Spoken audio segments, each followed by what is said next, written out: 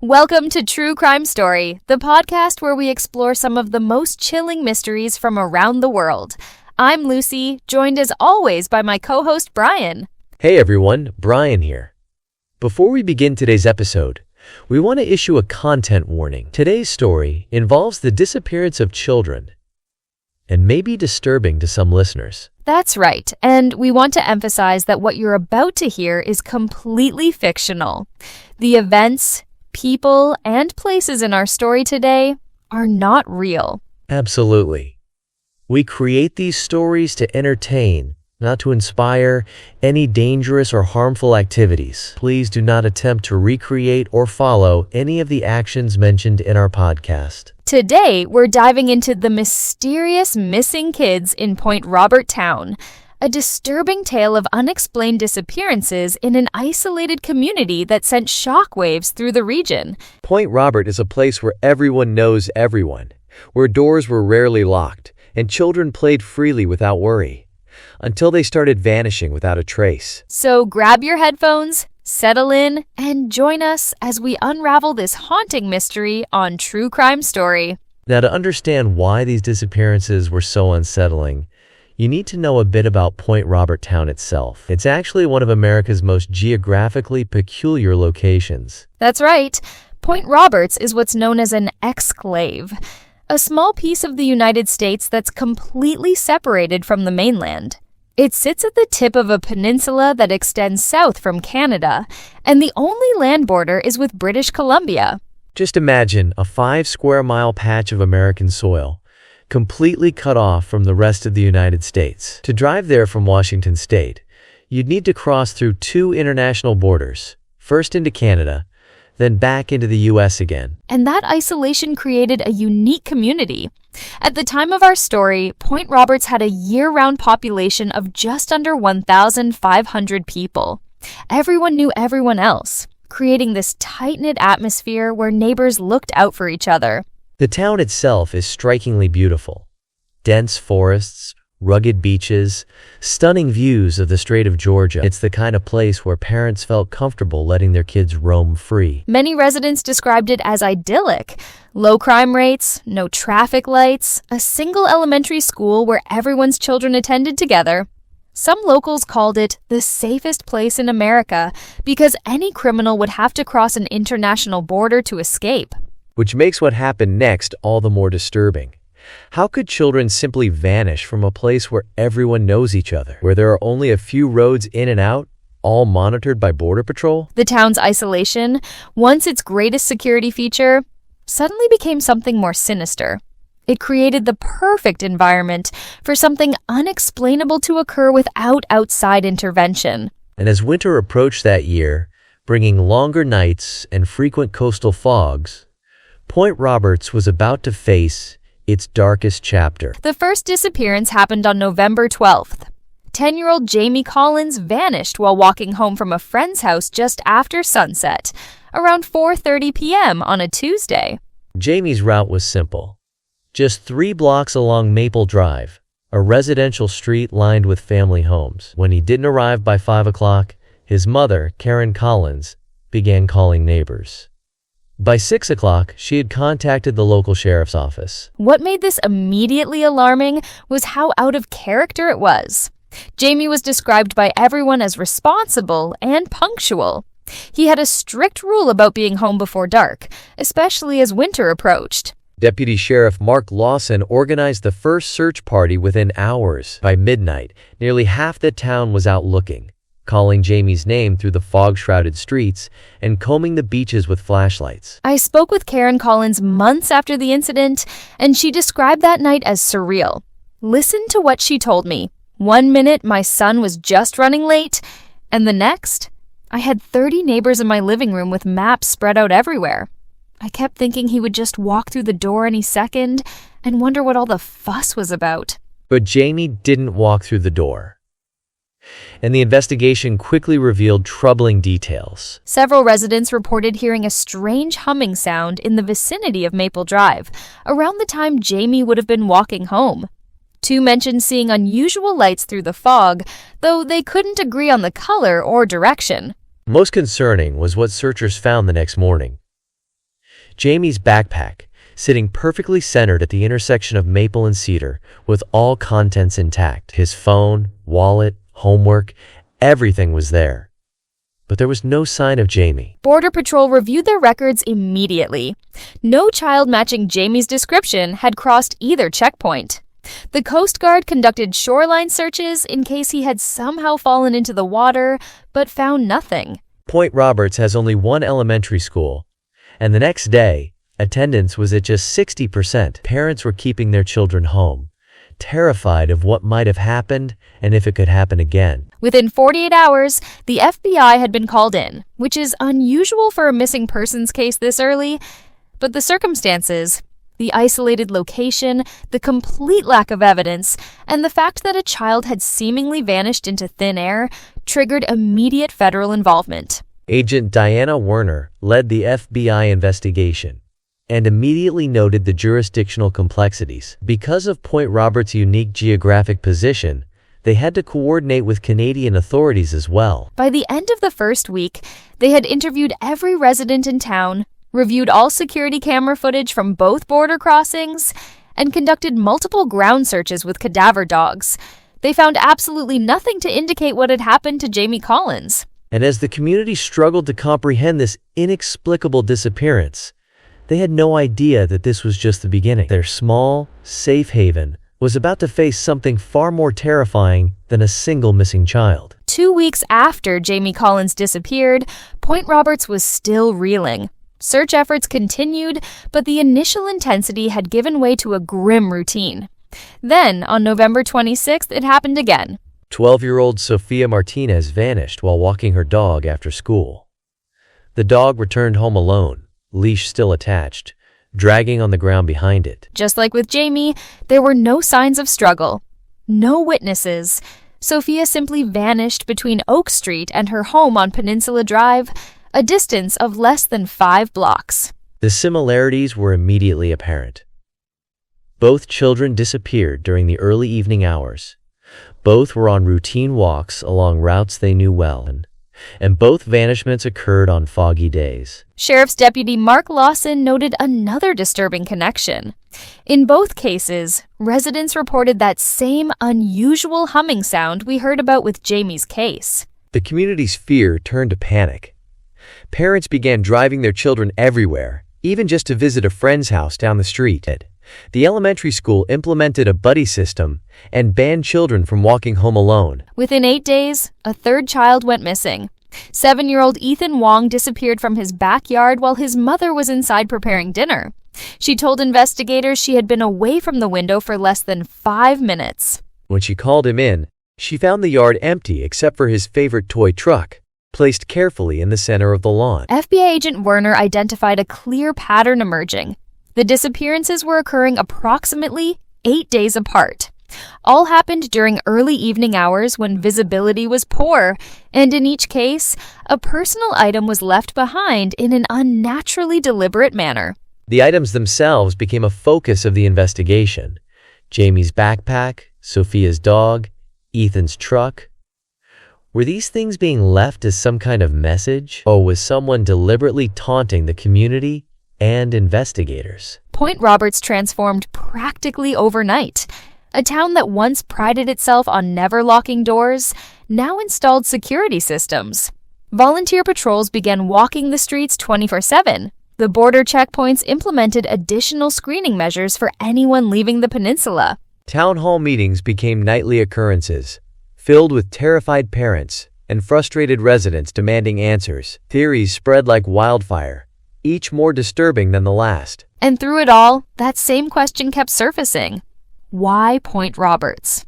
What made this isolated community, cut off from the rest of the country, the target for such a horrifying pattern of disappearances? As the investigation into the missing children of Point Roberts intensified, law enforcement quickly encountered a series of unique challenges that hampered their progress at every turn. The most immediate obstacle was the unusual jurisdictional situation in Point Roberts. For those unfamiliar, this small town sits on a geographical anomaly, an American peninsula that can only be accessed by land through Canada.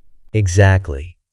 Point Roberts is technically part of Washington state, but it's physically separated from the mainland United States. To drive there from the rest of Washington, you have to cross through two international borders, once into Canada and once back into the U.S. This created a jurisdictional nightmare. The FBI had authority as this involved missing children, but coordinating with Canadian authorities became essential for monitoring border crossings. Every search warrant, every request for surveillance footage from the Canadian side required diplomatic channels and paperwork. Special Agent Diana Reynolds from the FBI's Seattle field office described it as investigating with one hand tied behind our back. Local sheriff's deputies needed special clearance just to follow potential leads into Canadian territory. And the timing couldn't have been worse. A recent diplomatic tension between the U.S. and Canada over lumber tariffs had slowed cross-border cooperation to a crawl. Agent Reynolds told us they sometimes waited days for permission to interview witnesses who lived just a few miles away in British Columbia. The geographical isolation created other problems, too. The town's small police force was quickly overwhelmed. Reinforcements had to navigate those same border crossings, causing critical delays in the early investigation. But perhaps even more frustrating was the complete lack of physical evidence. Despite extensive searches, investigators found virtually nothing to go on. No fingerprints, no DA, no tire tracks. It was as if the children had simply vanished into thin air. The forensic teams were baffled. They brought in specialized equipment, cadaver dogs, and even ground-penetrating radar to search the surrounding forests and shorelines. Nothing turned up. Adding to the pressure was the intense public scrutiny. As news of the disappearances spread beyond Point Roberts, media outlets descended on the tiny community. Sheriff Mike Daniels found himself handling press conferences rather than leading search efforts. National news vans crowded the small town square. Reporters outnumbered deputies 2-1. Conspiracy theorists started YouTube channels dedicated to the case, some amassing hundreds of thousands of followers within days. The timeline between disappearances, roughly 8 days apart, created a ticking clock effect. Investigators knew they had limited time before another child might vanish, but they were making almost no progress identifying potential suspects. This time pressure led to some questionable decisions. Resources were spread too thin. Leads were pursued without proper vetting. The investigation began to fracture as different agencies developed conflicting theories about what was happening. And all the while, the children's families watched in growing desperation as each day passed without answers. Each press conference ended with the same painful truth. Investigators were no closer to finding Jamie, Sophia, or Ethan than they had been on day one. As fear gripped Point Roberts, the community's response was swift and multifaceted.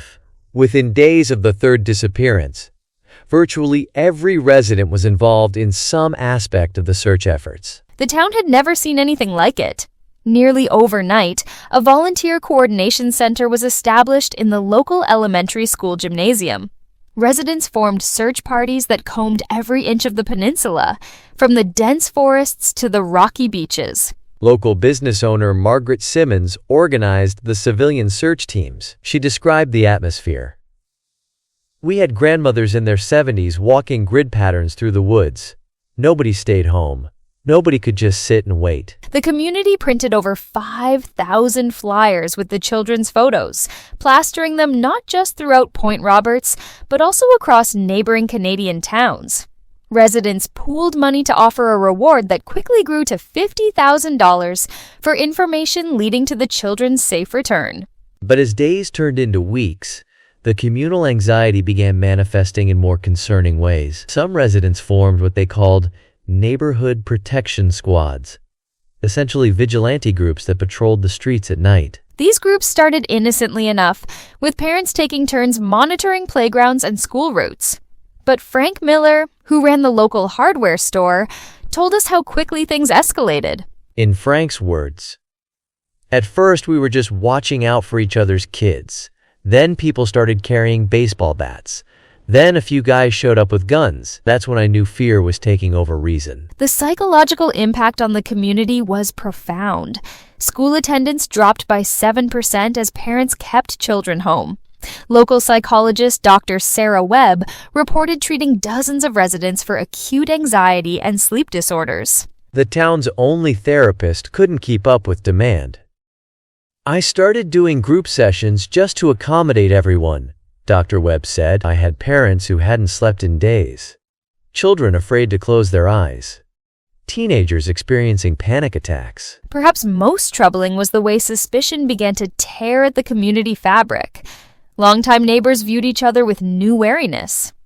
Several residents reported being followed or photographed by fellow townspeople who had decided they looked suspicious. One mother, Jennifer Kaplan, broke down during a town hall meeting. "My son is missing, and instead of supporting each other, we're turning against one another.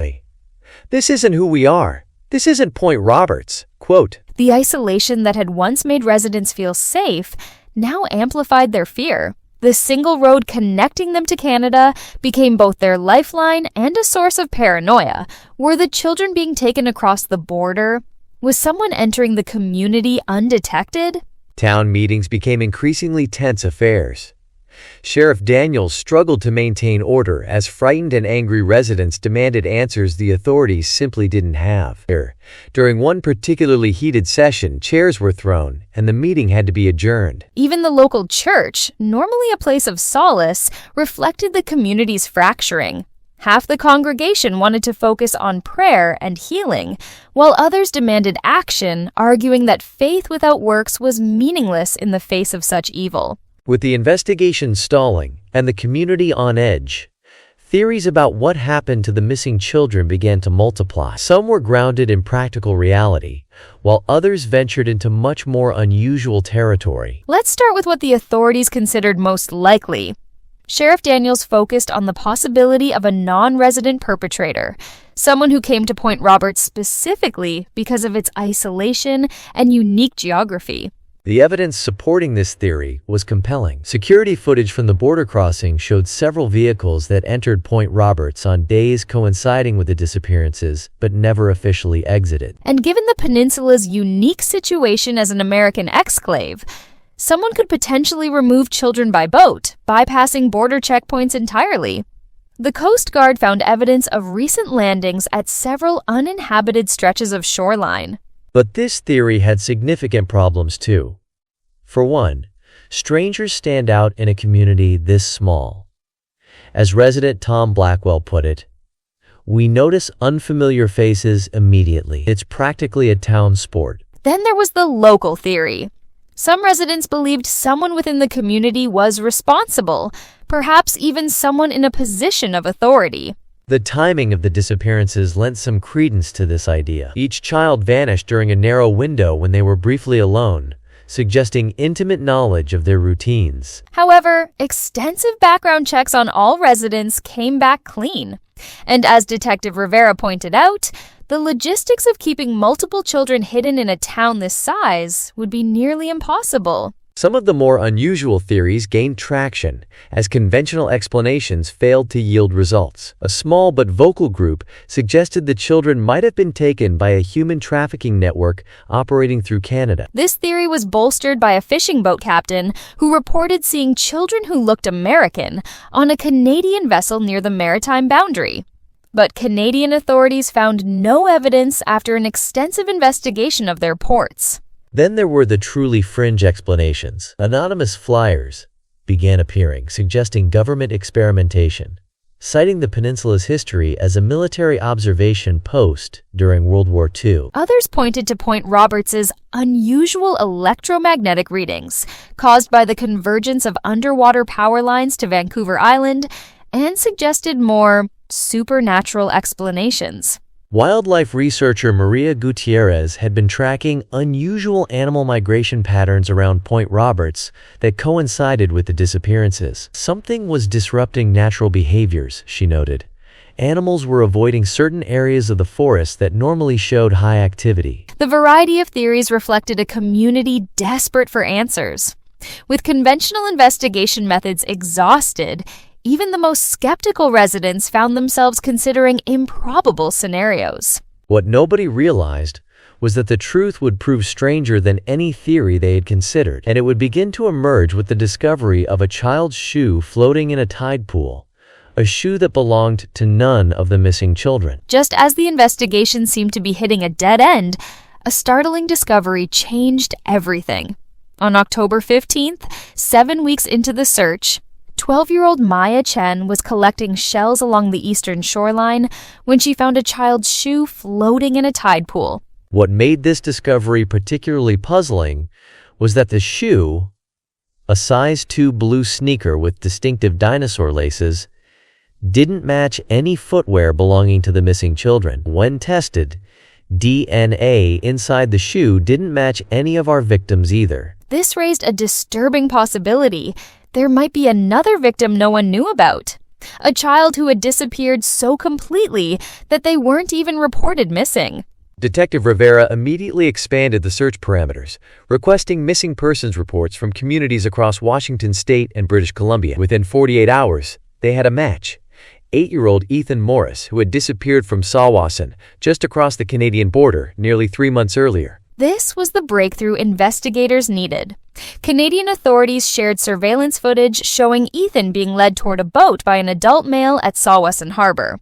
The quality was poor, but forensic enhancement revealed a distinctive jacket with a logo. The logo belonged to the Point Roberts Marina Maintenance Company, a small operation with only 6 employees. When police ran background checks again, this time extending further into the past and across international records, one name triggered an alert. Michael Hargrove, a 42-year-old maintenance worker who had lived in Point Roberts for just over a year, had changed his name. His previous identity was connected to an unsolved child endangerment case in Oregon 5 years earlier. Sheriff Daniels organized a surveillance operation on Hargrove, but when officers arrived at his residence, they found it completely empty. He had disappeared, clearly tipped off about the investigation. However, he left something crucial behind. A neighbor reported seeing Hargrove burning papers in his backyard fire pit the night before he vanished. Forensic teams discovered partially burned receipts for construction supplies. Those receipts led investigators to an abandoned Cold War-era observation bunker deep in the woods near the western shore, a location that perfectly aligned with the unusual animal avoidance patterns that researcher Maria Gutierrez had documented. What they discovered there would send shockwaves through the community and completely transform the nature of the investigation. The bunker had been extensively modified with soundproofing materials, multiple secure rooms, and an elaborate tunnel system leading to a concealed dock on the shoreline. But most importantly, they found evidence that children had been there recently. Food wrappers, clothing items, and personal belongings confirmed at least some of the missing children had been held in this location. But where were they now? And how had Hargrove managed this operation completely undetected? After the discovery of the bunker, authorities launched the largest manhunt in Point Roberts history, extending across both sides of the border. 3 days later, U.S. Coast Guard intercepted Hargrove's boat 12 miles offshore, heading toward the San Juan Islands. What they found aboard was nothing short of miraculous. All 5 missing Point Roberts children were alive. They appeared physically unharmed, but were severely traumatized. Hargrove had apparently planned to transfer them to a larger vessel bound for international waters. The children revealed that Hargrove had convinced them he was rescuing them from an imminent disaster that was going to strike Point Roberts. He had methodically targeted children who were often alone, using his position at the marina to observe their routines. The bunker had been his holding facility, where he kept them isolated from each other most of the time. He controlled them through fear, but also bizarrely provided education materials and regular meals. His ultimate plan, which investigators pieced together from his notebooks, was truly disturbing. Hargrove apparently believed he was saving these children from modern society. He intended to establish what he called a pure community on a remote island he had purchased through shell companies in the South Pacific. During his subsequent trial, psychiatric evaluations revealed Hargrove suffered from a complex delusional disorder. He genuinely believed he was protecting these children, not harming them. This didn't excuse his actions, but it helped explain the unusual care he had taken to keep them physically healthy. Hargrove was sentenced to multiple life terms without possibility of parole. But the aftermath for Point Roberts was complicated. The community that had come together in crisis now struggled with difficult questions about how this could have happened in their tight-knit town. Trust was shattered. Parents who had once allowed their children to roam freely now implemented strict supervision protocols. The school installed advanced security systems, and community watch programs expanded dramatically. The psychological impact on the children varied. 3 of them eventually moved away with their families, seeking fresh starts elsewhere. The 2 who remained required extensive therapy but showed remarkable resilience over time. Perhaps the most lasting consequence was the transformation of Point Roberts itself. The town's isolated geography, once seen as its greatest charm, became viewed with suspicion, a vulnerability that had allowed a predator to operate undetected. 5 years later, Point Roberts is still healing. Annual remembrance events mark both the trauma and the community's ultimate triumph in bringing the children home. The bunker site has been demolished and replaced with a children's memorial garden. As for Ethan Morris, the Canadian boy whose shoe led to breaking the case, he was also found alive on Hargrove's boat. His reunion with his family became a symbol of hope that transcended the border between 2 countries. And that brings us to the end of this harrowing story from Point Roberts. What began as a series of mysterious disappearances ultimately revealed a disturbed individual with a twisted savior complex. The case teaches us so much about community vigilance and the importance of looking out for one another, especially in isolated places. The way this small town came together during the crisis shows both the vulnerability and strength of tight-knit communities. The recovery of all 6 children alive was truly remarkable in a case of this nature. Their ongoing journey toward healing reminds us of the resilience of the human spirit, even after experiencing such trauma. I think what stands out most to me is how the geographic isolation of Point Roberts, once its charm, became both its greatest vulnerability and ultimately part of what helped solve the case. Absolutely. But before we wrap up today, we want to remind all our listeners that this story was entirely fictional. The town of Point Roberts is real, but these events never occurred there or anywhere else. That's right. We created this narrative to explore themes of community crisis and resolution, but we absolutely don't want anyone to believe this actually happened or to attempt any activities mentioned in our storytelling. We appreciate you joining us for this episode of The Mysterious Missing Kids in Point Robert Town. If you enjoyed today's story, please remember to follow the True Crime Story channel for more engaging content. Next week, we'll be exploring The Lighthouse Keeper's Secret, the story of a decades-old mystery on a remote island that gets solved through a chance discovery by a traveling photographer. Until then, stay safe, stay vigilant, and remember, sometimes the most important clues are hidden in plain sight. Thanks for listening to True Crime Story. We'll catch you next time.